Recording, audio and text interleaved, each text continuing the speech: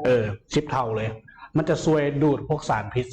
ดูดสารอาหารต่างๆอยู่น้ำที่ดินท่านเอามาโลเลี้ยงแล้วเอามาช่วย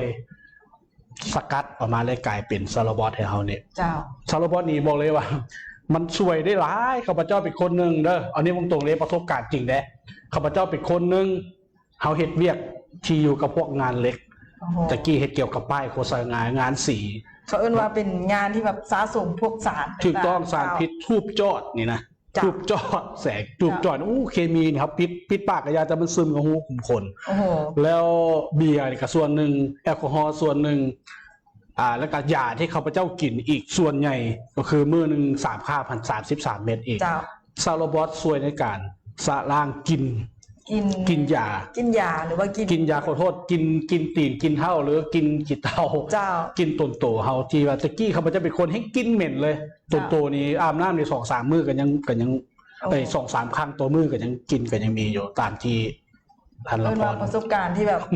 มีคนข้างๆบอกมาว่าซั่นซะเพราะฉะนั้นว่าคนเฮามันก็จะมีแบบ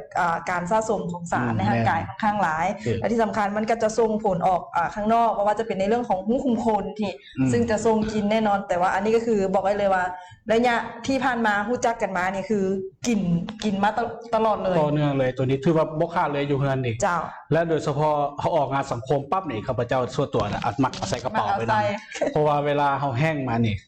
2-1ใส่น้ำอุ่นเลย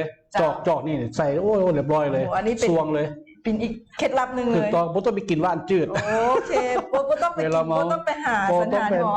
นบ้านอีกอย่างที่กินแล้วบ่เมาบ่มีเนาะอันนี้คือเลยแบบก็คือต้องเป็นซาลาบอสหรือว่าเป็นคอลาบอสของพวกเขานั่นเองเนาะมีพกไปเลยเนาะทุกสารพิษได้ดีสุดเลยสุดยอดเลยแน่นอนเลยนอกจากที่จะบอกว่าพกไปแล้วเนี่ยเห็นเอากินแล้วบ่แห้งนี่มีคนถามว่า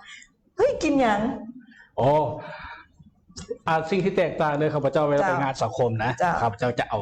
หาเมาให้แห้งนี่หรือบ่เมาเขาก็แจกจีกใส่ตุกน้ำดื่มลิกเคิงอันนี้กินปกติถือไปน้ำถ้าเขาเมาอะไรมันใส่แก้วนี่เลยจอดนี่เลยใส่ซองหนึ่งกินหมูเขาเฮ้ยไม่อย่างน้ำเขียวน้ำเขียวบ่อน้ำอย่านางบ่อเขาอธิบายให้ฟังเพราะว่าพวกอันซาลาบอสเนี่ยมันจะช่วยขับลากสารพิษในร่างกายเด้หนึ่งพวกธาตุเบื่อสารเคมีที่ตกค้างในลำไส้ต่างๆออกพวกไขมันที่มันอิ่มโตที่มันสามารถจับเป็นลำไส้อยู่นะโดยเฉพาะซาลาบอสหน้าที่รักด้วยเขาพระเจ้าศึกษามามันสามารถซึมเข้าในระบบกระแสเลือดล่างเลือดได้ดีที่สุดเลยตัวนี้อันนี้คือเอิ้นบอกว่าถ้าว่าผู้ใดที่คนเฮาเลือดสะอาดเขาบอกว่าร่างกายที่จะแบบสะอาดและกับสุขภาพดีเพราะฉะนั้นเมื่อไหร่ที่แบบเลือดของท่านแบบ